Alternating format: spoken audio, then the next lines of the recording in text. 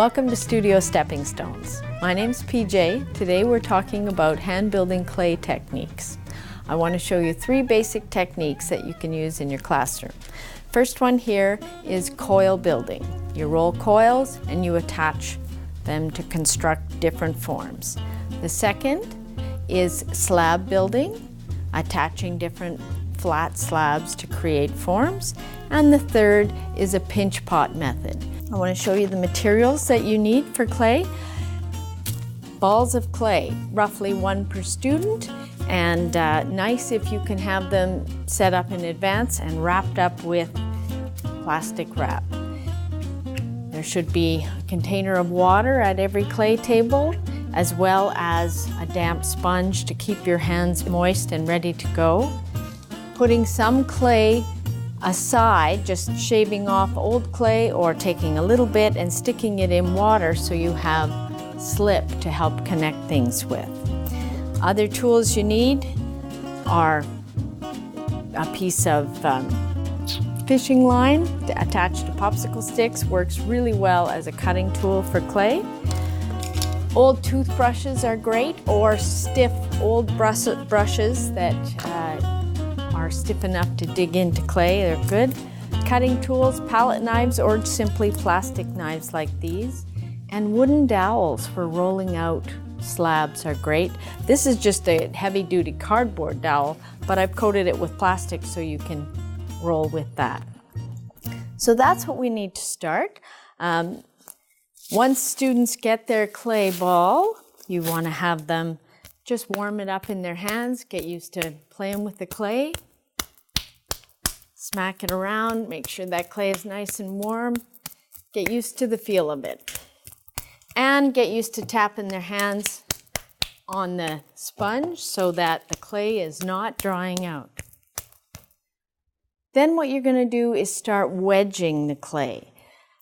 Clay that comes pre-packaged is already pugged. There's probably not air bubbles in it, but if it's clay that's been cut off and used, you're going to need to wedge.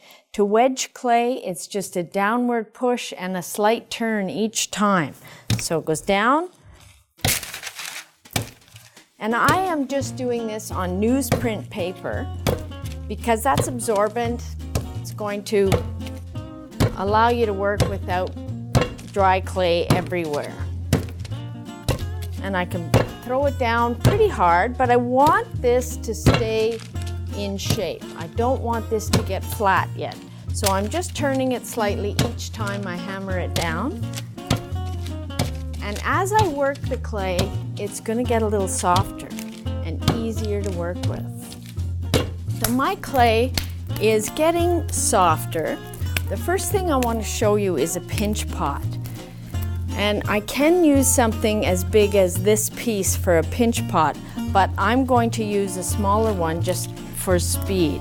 So I take my cutting tool and I can start this on the bottom and lift it through. And I've got a nice small piece. Here you see a little hole in the clay. That's because that's an air bubble. Air bubbles in the kiln, when you fire your clay, the air is going to expand, and that could cause your pot to break. So I've got my nice little ball of clay, and we're going to make a pinch pot. To do that, you need to have fairly wet hands and really moist clay. So I'm tapping on the sponge, tapping my clay, and I start just pressing ever so gently into the middle. Little pressure there. Most of the pressure when I'm making my pinch pot comes from a really moist ball of clay. See how shiny that is? And it comes from my hands, dragging that clay upward. I never pull it right to the end because I don't want the top edge to get too thin. So I'm just dragging clay upward, and I'm rotating this pot as I drag.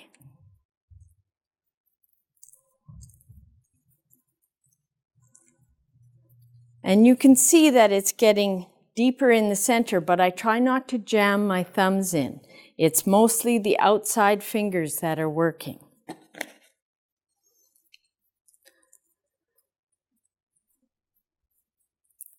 Now, this is at a shape that I can do a lot of things with it. It's still thick enough that I could turn this into a little mask. I could construct a mask by draping some plastic over my knee, placing this on, and I can construct a mask by working around my knee. At this point, with this pot, I could do some cutting in and designing. This pot was constructed first with a pinch pot down here. The top half was another pinch pot that was attached. So this is the basic pinch pot. From here, you're ready to design this, cut your edges. You can tap it down too if you want flatter edges and work in and around. So that's basic number one, pinch pot construction. If I did a second one and attached it, I would have a ball shape. There we have our pinch pot. I'm just going to use this leftover piece, and we're going to construct a slab now.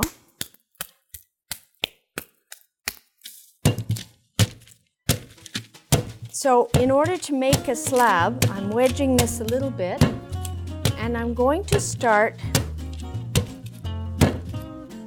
slabbing it down. To make this get a lot flatter, I can do some paddling with my hands, keeping them damp, of course. You can see the clay drying on my hands. I want to keep them nice and moist to work the clay.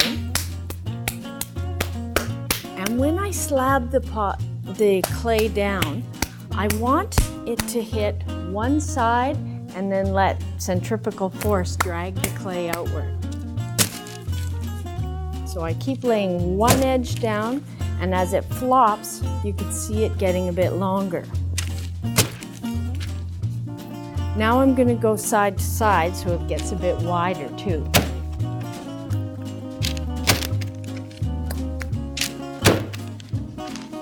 So now that this is nice and flat, relatively flat, I can make it perfectly flat by using wooden slats are great, but I can also use a couple of magazines that are roughly the same height.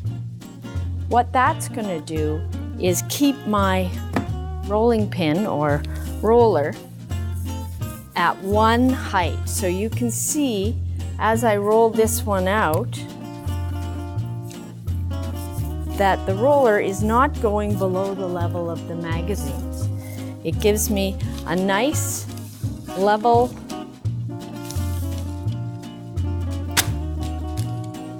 slab to cut from.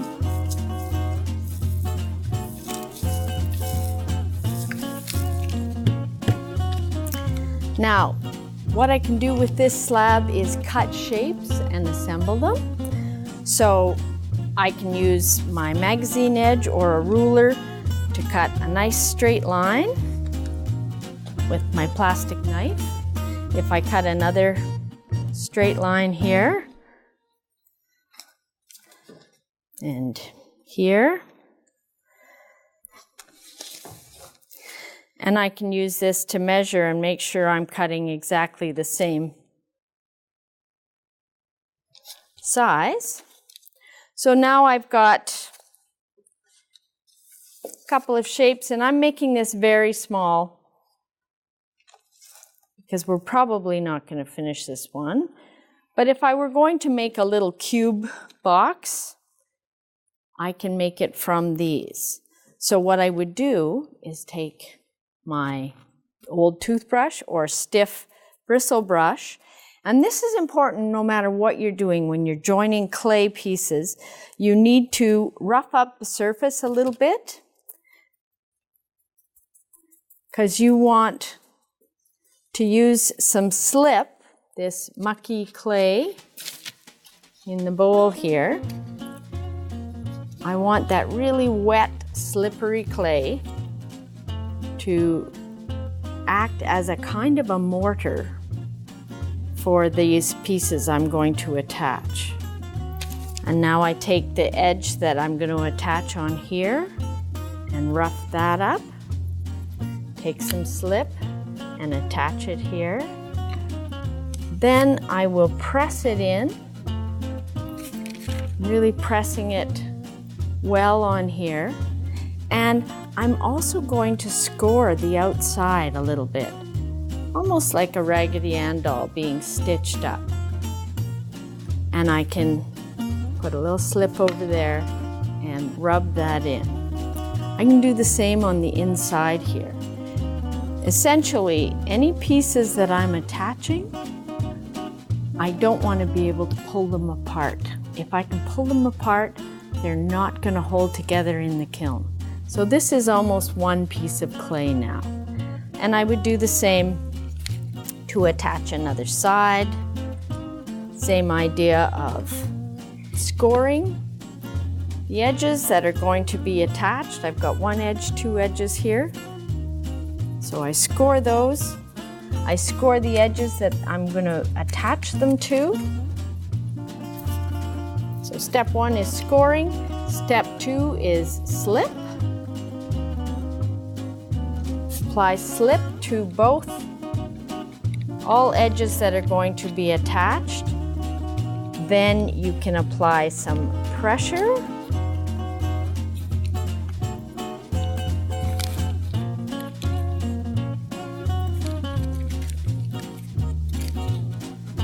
And this is where you almost knit it together by roughing those edges and dragging through them.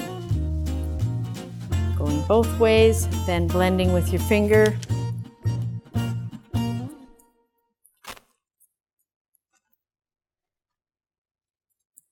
And in this way,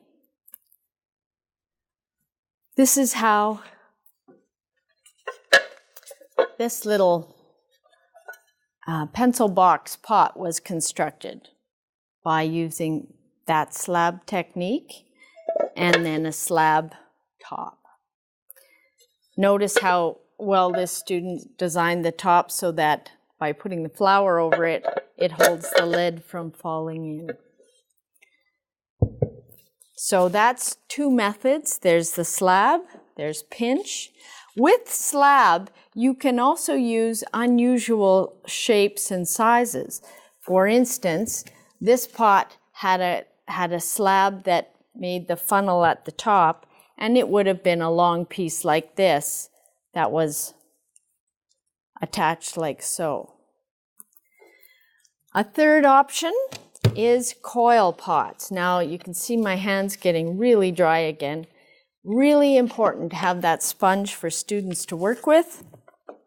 And coil pots. If you wish to make coils, it's helpful to throw even loose slabs that aren't perfectly even, and then just slice off pieces that can be rolled into coils. And coil is very easy. It's like when you were a little kid making plasticine snakes. You're just using your hand to roll back and forth, and you want those coils to be relatively uniform in width. So here we have a few coils. Several ways to make coil pots. You can do the concentric coils piling up on each other. Another thing that can be done is again the whole score and slip method, but letting your coils create patterns on a flat surface, and then you can cut those and use them like a slab pot. So having this coil piece, if I roll across it a little bit, I end up with an interesting slab edge that I can use. Or I can leave this as a base and allow myself to build up a pot going around.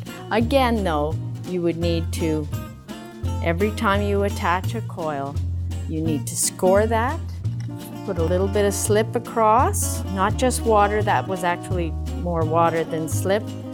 Score the part that's going to be connected, and again, take that wet slip and attach it by really applying a lot of pressure. So we have coil pots, we have slab pots, and pinch method of building. And they don't have to stay as pots. They could be sculptures, they could be masks.